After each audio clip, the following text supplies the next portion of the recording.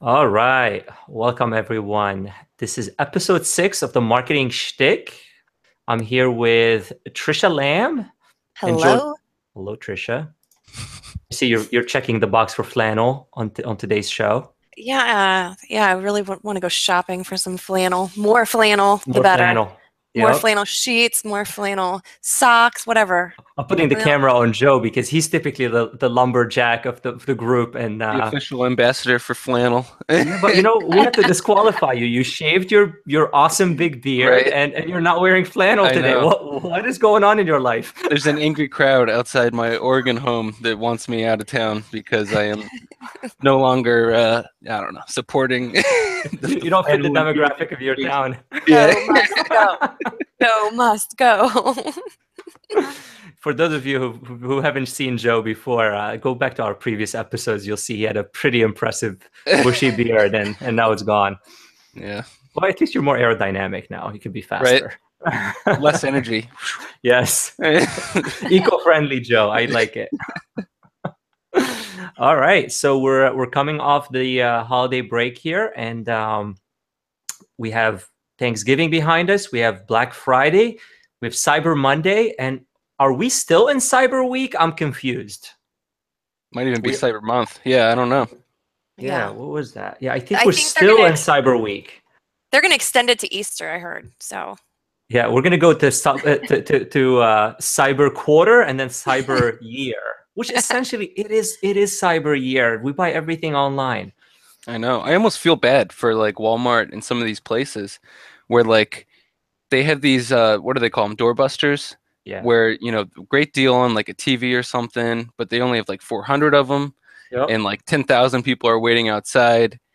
And that's really the draw. It's like otherwise you can get most of the stuff at a better deal online. Online, yeah. It seems like it's getting very difficult for the brick and mortar guys.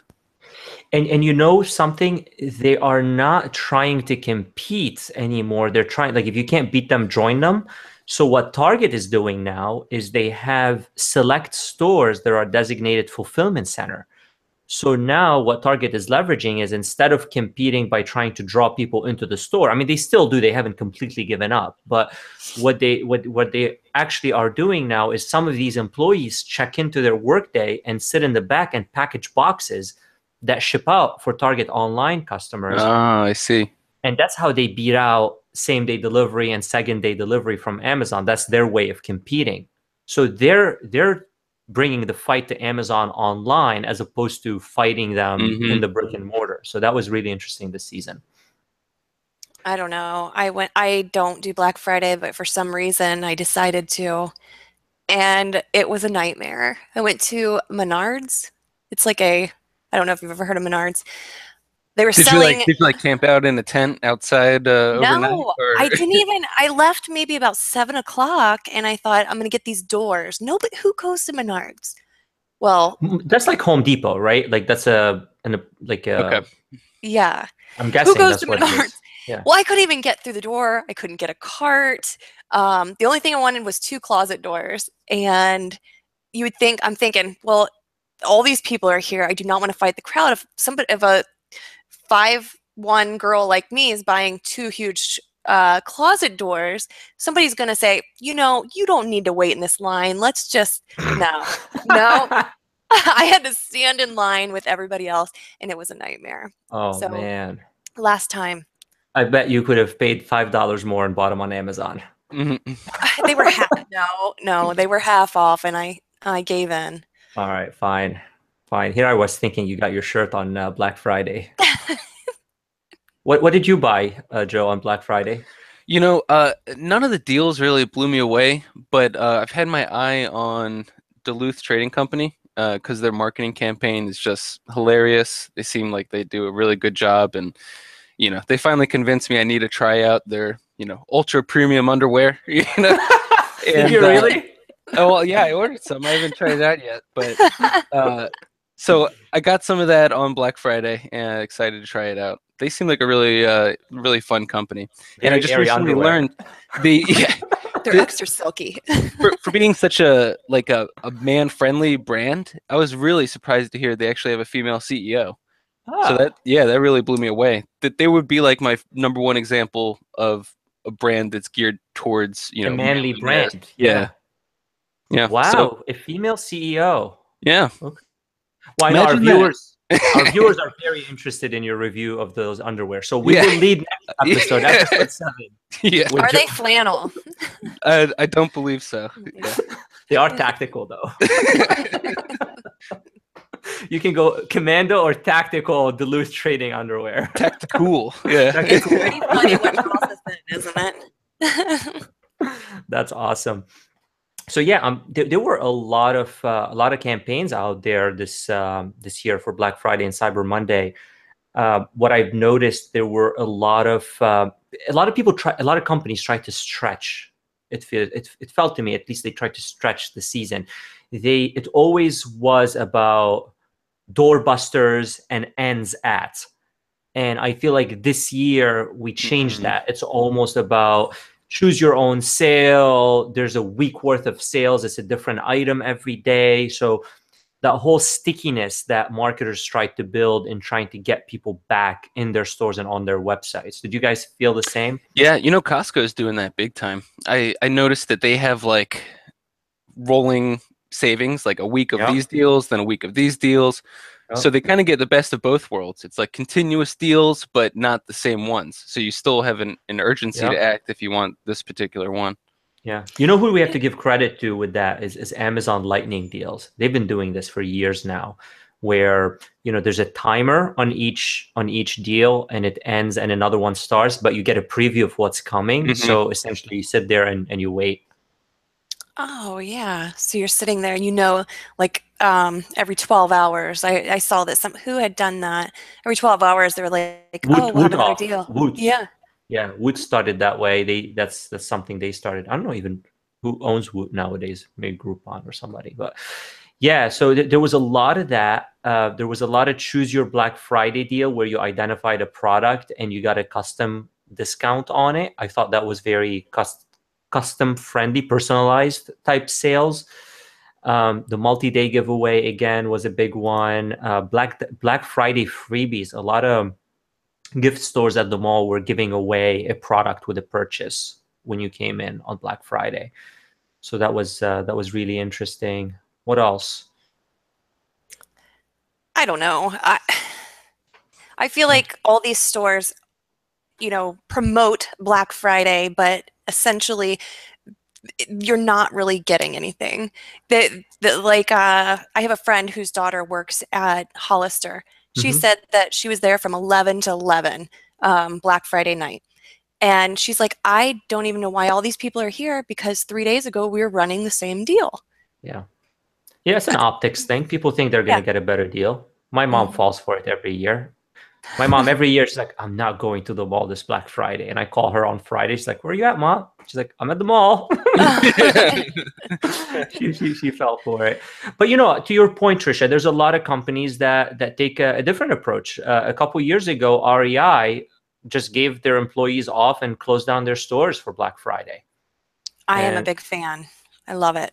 Yeah, no, I think that's good. And I didn't see much of it this year, at least in my area here. But there was a trend last year and the year before where stores were opening on Thanksgiving Eve, on Thanksgiving afternoon. I mean, so after people ate and everything, the mall opened up and people could go in and shop. And I think a lot of people, a lot of traditionalists had like a negative reaction to that. You're taking employees away from their families and you're forcing them to go into work and that kind of thing. So I didn't see as much of that this year, which was good. Yeah, to go back to Trisha's point, I noticed that too, where, for example, I follow Newegg and they had a bunch of deals come out. But the difficult thing is that those same deals do pop up a couple other times in the year. And so it's really not that much of a shocker. If you follow apps like Slick Deals, where you can see the commentary on the deals, you see people in there saying like, this same deal was out 3 months ago, or it was better 2 months ago. Stuff like that happens really often, it seems. Yeah, there's a tool I use to uncover those. So I'm a huge fan of slickdeals.com. I visit that site very often. It's responsible for most of my spending. But it's like, oh, this is a good deal. I must buy it. And Right. you end up Losing with money if I don't buy it. Yeah. 3 propane heaters that you never use. They're sitting in your basement. One day I'll get to use them. But yes. So a lot of deals were like that. I use a tool called Camel, triple C's. And what it is you take a link from Amazon or an Amazon ID of a product, and it shows you a historical trend as far back as they have records as to its price fluctuations. And when you see a deal, especially it's geared towards Amazon mainly, you see a deal on Amazon and you wonder if this is the lowest really it's been or whatever. Yeah. You go back to Camel, and you'll be able to see where it was. And if it's an all-time lowest price, you're getting a good deal or something like that. Huh. I'm going to check that out. Yeah. Cool Yeah, stuff. I've heard of that. Mm-hmm. Yeah, we specialize at PML showing you how to spend your money. So, No, but it's a smart way of checking things and making sure you don't fall for stuff. Yeah. I'm going to check it out. Speaking of smart, so there were one of our team members, Adam, turned me on to this app called Elevate. It's a mobile app, so you can get it on your iPhone or Android device, and it's one of those IQ enhancing or intelligence boosting apps. And I resisted getting it. Adam reaches out to me very frequently, like, "Oh, you have to try this." I'm like, "Adam, come on, man! Like, I'm not your guinea pig here. Test it and let me know."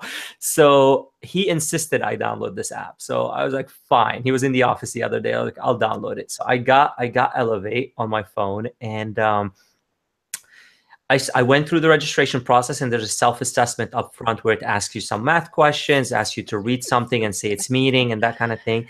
And then it gives you a score, and it tells you, What what was are your you score? I don't remember. It was very high. I'm borderline genius. So then it asks you, like, what is important to you? And I selected, like, communicate effectively, better written communications, it's concise, succinct, things like that. And I started doing their exercises, and it works. Like, this stuff works. For example, the reading speed. Like, I'm a very slow reader. I have very high reading comprehension, but I'm very slow. Like, I give my wife an article, I say, "Here, read this." She looks at it and she hands it back to me. She's like, I'm like, "There's no way you read it." And it will take me like at least 4 times the time to read something. So it teaches you a trick where you don't vocalize the words in your head. And I don't know if I'm the only one that does this, but when I read, I have a voice in my head that reads. My mouth doesn't move, but I'm reading in my head. And it teaches you to not do that. And the moment you learn how not to do that, how to read with your eyes and not have a voice in your head, your speed goes, you go into warp speeds very quickly. It's not a gradual thing. It's like when it clicks, you start reading fast. It's just like that. And you can continue to improve it. So when I started the app, I was at 180 words per minute or per second or whatever the metric is. And I'm at about 220 right now. And it's great because it's not just reading. After you're done reading, it asks you questions about what you read so you can have high reading comprehension. And it was really interesting. I downloaded it and I did that. That was my favorite one. Yeah. I really liked it. But to me, I'm comprehending everything, but as it goes through, I'm catching the buzzwords, and as they go through and then asks you the question, now I feel like I'm cheating because, I remembered they talked about such and such. So yeah, but it's not cheating if you think about it, because there are people who read fast by reading every third word and kind of taking the gist of something. You don't know what that question is. If you knew what they were going to ask you and you looked for those words, and what that would be cheating. Yeah. But you don't know the question. So as long as you can answer a random question about what you read and get it right, that means you comprehended stuff. Then I'm doing well on it. I like it. It's a fun little app. I'm going to download it on my daughter's phone and say, you should do this every day. When you're riding the bus, go ahead and do this every day. Yeah. That's cool. I've seen a lot of stuff come out, a lot of studies and articles about this kind of thing lately. Research into, brain activity that will help keep off Alzheimer's and things like that. And one of them I heard about is called Dual and Back, and that's like a memory kind of repeat kind of game. It sounds really cool, Elevate. What I'm really excited for is when these techniques get integrated into like mainstream games. Like, you're playing a fun game You don't realize it, but they've incorporated, excuse me, some of this stuff into like the baseline of the game, you know, the mechanics. So that way you won't even know you're brain training at that point. That'll be really cool. Yeah, it's gamification at the end of the day. That was Yeah. the buzzword, what, in like 2015, I think, where gamification was huge. People were learning different languages using gamification. Corporate gamification was huge, where instead of handing someone an employee handbook or a training module for a certain skill, they turned it into a game. There were companies that made millions of dollars in that space. But to your point, when it goes into mainstream games, now we're creating a smarter generation where I'll be playing Grand Theft Auto or Call of Duty, and there's aspects of that game that are, maybe that's a good way to sell games to parents for their children. No, I think totally. And even for people, I mean, you know, people like me. So once you're not a kid anymore, but you still enjoy games, you know, you still want to play games, you played them when you were a kid, you don't want it to be a complete waste of time. It'd be great if you could work in some of these beneficial aspects. Right. So you don't feel completely terrible. Yeah, it's not completely useless that time. I think like mini games where you're playing a game and there's like a subtask, something in the game. Like for example, I've played games where you have to like lockpick and like you actually have to like with your mouse and with buttons like, you know, tease it around a little bit. So things like that where there's mini game aspects, that's where I think they'll really easily be able to fit in stuff like this. Yeah, no, absolutely. When I was thinking through the gamification aspect, I started researching a little bit more. I'm like, Google must be in this space. And I discovered Primer. So Primer is a Google app, at least on Android. I don't know if it's available for iPhones, but it's not as much of a game, but it's module based and it's marketing education. And it is good. I mean, even as a marketer, I still found a lot of value in some of the modules. They have mobile optimization, mobile design, search engine optimization, basics of paid search. And there's one which will actually be a good lead-in for our next episode, episode 7, which is SMS marketing. And SMS is text messaging, essentially. And it's really interesting. So I'm going to do a little bit of research on it. And next time for our next show, for episode 7, we'll cover text messaging, because it's a really interesting medium to market through. You know, in email marketing, we're happy if we get a 10% open rate on our emails. Open rates on text messages are 80 to 90%. So it's a really good way to reach an audience, and it's instant. So yeah, stay tuned for our next episode for that. But yeah, so gamification is definitely an interesting one. Highly encourage you guys to get Elevate. I'm still on the free version. I haven't. It's time, and it reminds you to play it every day. I don't know when you installed it, Trisha, but I get a notification today. It's like time to train. 14-day trial. I don't even know what the pricing is, but I like it so far. Yeah, same here. So we'll keep everybody posted on that. Cool. So I think this was a good episode, guys. Thank you so much for joining us. Like I said, text messaging will be coming in our next episode. Don't forget to subscribe. Leave us a comment if you have a text messaging app that you use to reach your customers and clients in the comments field. Or where you buy your favorite flannel. Or where you buy your favorite flannel, yes. Please. Or coupon codes for Trisha. And how you feel about Joe shaving his beard. Great. Well, thank you so much, guys, for joining in, and we'll see you on the next episode. Take care. Bye. See you guys. Bye.